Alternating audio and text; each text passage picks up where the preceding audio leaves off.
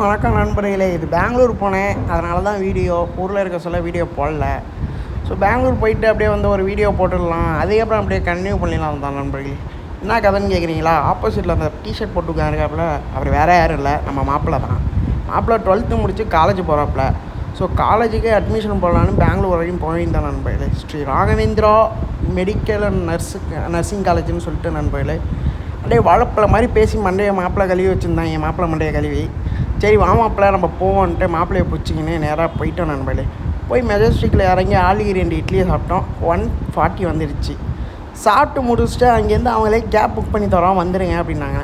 நான் நினச்சேன் cab book பண்ணி தராங்களே, அவங்களே காசு கொடுத்துருவாங்களா மாப்பிள்ளைன்னு கேட்டால், அதே இப்போ கால் பண்ணி கேட்டால், இல்லைப்பா நீங்கள் தான் புக் பண்ணணுன்னாங்க, நீங்கள் தான் பே பண்ணணும் அப்படின்னு சொன்னாங்க. சரின்ட்டு ஏறி உட்காந்துருந்தோம். ஒரு 15 கிலோமீட்டர் கிட்டத்தட்ட 600 ரூபா வாங்கிட்டாப்புல.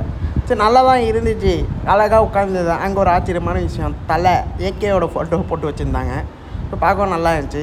சரி அப்படியே கடந்து காலேஜுக்குள்ளே போய் பேசிவிட்டு என்ன கதைன்னு கேட்டேன் நண்பர்களே. இங்கேருந்து வர சொல்ல உங்களுக்கு ஃபஸ்ட் இயர்லேயே ஸ்காலர்ஷிப் உண்டு, ஃபஸ்ட் இயர்லேயே லோன் பிடிச்சி கொடுத்துருவோம், நீங்கள் ஒரு 80,000 ரூபா கட்டினா போதும் அப்படின்னு சொன்னாங்க. அங்கே போனதுக்கப்புறம் சொல்கிறாங்க ஃபஸ்ட் இயரில் உங்களுக்கு ஸ்காலர் கிடையாது, நீங்கள் லோனு உங்கள் ஊரில் தான் வாங்கணும், நாங்கள் அதுக்கான எல்லா வேலையும் பார்த்து கொடுத்துருவோம் அப்படின்னாங்க. நண்பர்களே, 2,80,000 ரூபா கட்டி படிக்கிற அளவு ஒருத்தா இருந்தால் தமிழ்நாட்டிலே நல்ல காலேஜ் இருக்குது, அங்கே படிச்சிடலாமே அப்படின்னு சொல்லிட்டு அவங்கள்ட்ட, அதாவது ஒரு 3 கண்டிஷனை தாண்டி அவங்கள்ட்ட வேணாம்னு சொல்லிட்டு வரதுலேயும் ஒரு மாதிரி போதும்னு ஆயிடுச்சு. அதுக்கப்புறம் என்ன நண்பர்களே, அவங்கள்ட்டேருந்து வளட்டிட்டையும் எப்படியோ அங்கேருந்து ட்ரெயின் இல்லை தஞ்சாவூருக்கு, ஈவினிங் 7 மணிக்கு தான், நமக்கு 10:30 மணிக்கே முடிஞ்சிருச்சு. சரின்ட்டு நானும் மாப்பிள்ளையும் ஆட்டோ பிடிச்சிட்டு அங்கேருந்து வந்து அல்லேக்கா நம்ம சேலத்துக்கு பஸ் ஏறிட்டேன் நண்பர்களே. ஏன்னா அங்கேருந்து திருச்சி பஸ்ஸு இல்லைன்னு சொல்லிட்டாங்க.